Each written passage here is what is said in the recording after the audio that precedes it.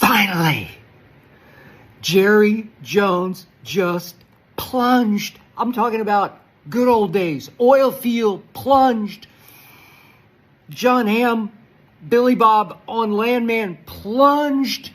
Finally, it's been so freaking long since Jerry Jones actually plunged in a draft, went high risk, high reward, plunged in free agency, high risk, high reward. He just plunged for George Pickens. It is highest risk, highest reward. I give Jerry Jones the highest marks for just trying here. Oh, man. But this is desperate. This is deliciously desperate. I'm going to give this trade a thumbs up. I'm Ron Burgundy. I can't quite go up because there's great news and there's bad news. Let's start with the great news. I couldn't draw up, I couldn't create, I couldn't go laboratory and design a receiver who better fills the bill for the Dallas Cowboys, who better plugs the gaping hole opposite CeeDee Lamb for the Dallas Cowboys than George Pickens at barely 24 years of age. George Pickens has proven to be, over 3 years, something that a lot of people didn't think he would be because he went 52nd overall in the draft down near the bottom of the second round. He did so because he ran just an okay 40, 4.47, so not blazing speed. He had issues at Georgia. He got suspended twice at Georgia, once for violating team rules and missed a half, once for getting in a fight with the kid from Georgia Tech and missed the first half of the SEC championship game against LSU. But even though he went 52nd overall, he has proven in 3 years to be the best deep receiver in pro football. That's exactly what we don't have opposite CD, who is more, he's turned into more of a possession receiver. He can get deep occasionally, but he mostly just beasts. I think he's the best receiver in football, the most productive receiver in football, because he will snatch it and he will run it down your throat. But more on mid-range routes than deep routes. He needs somebody to, the old cliche, take the top off the defense on the opposite side. Somebody that you have to honor and respect on the opposite side who can burn you deep. George Pickens just has a nose for the deep ball and for the end zone, and I love that about him.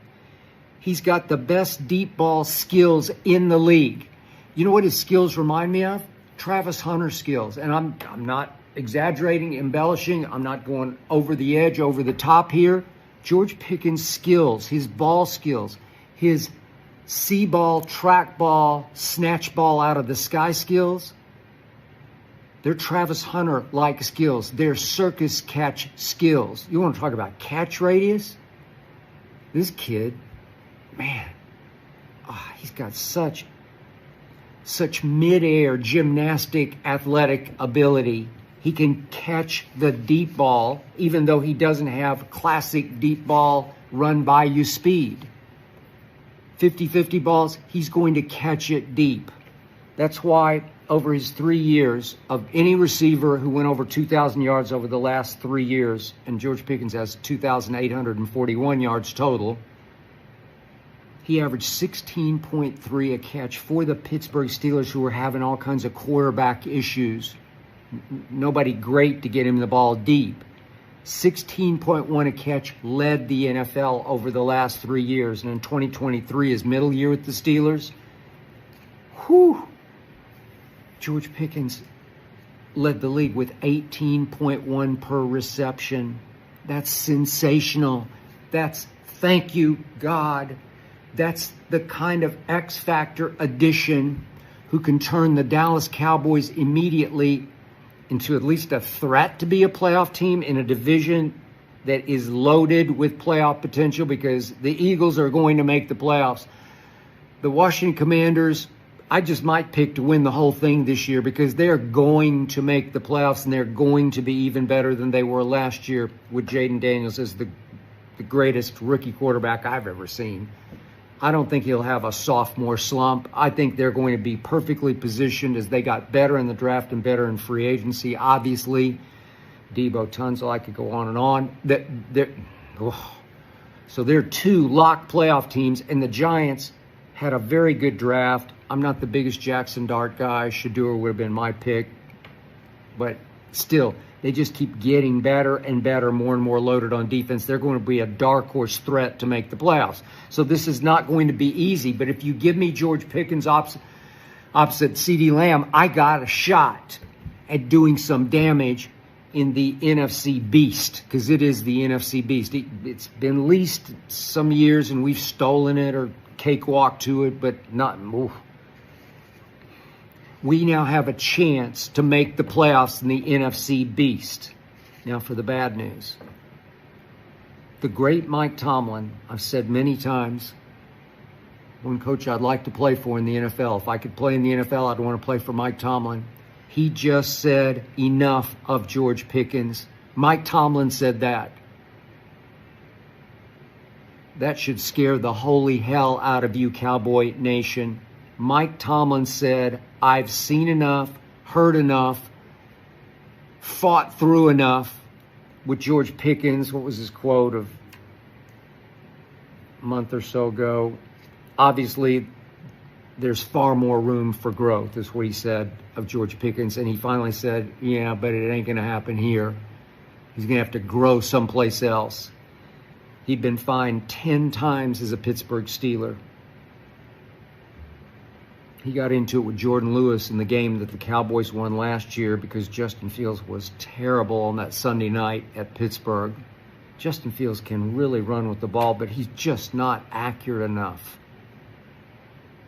He's a battler, he's a baller, but he's just not accurate enough to be a winning franchise quarterback to me.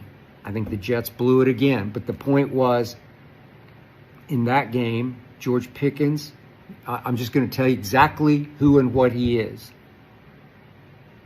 He is a thin-skinned, hot-headed diva of a receiver. Almost every receiver I've ever dealt with in my many years knowing the National Football League has at least some diva, if not a whole lot of diva in him. They just do. It's the all-time diva position in the history of sports, even more so than any NBA position. But this kid is a problem waiting to happen.